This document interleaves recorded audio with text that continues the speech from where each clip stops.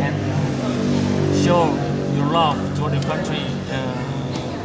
But nowadays, we don't show our love like go to war like that. So we use our mind, smart, think smart, so that we can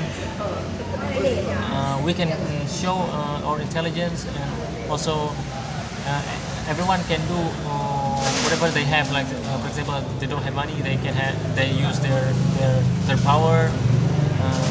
Someone else use their mind. Someone else use their money, their wealth. And somebody else might use prayers, right? The least is prayers for the country to be better. I think those are all the things that you can do to show your love for the country. That's all. All right, thank you, Mr. Fahmi. Right, any question? Yes, do you have question? Well, so as far as we know, it's also touching according to the political issues, right? Like I would say, election cases. But what do you think about our historical sites?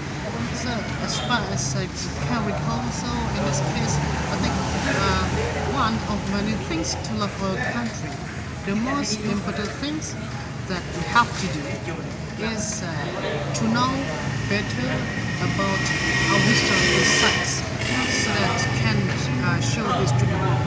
It can be as interesting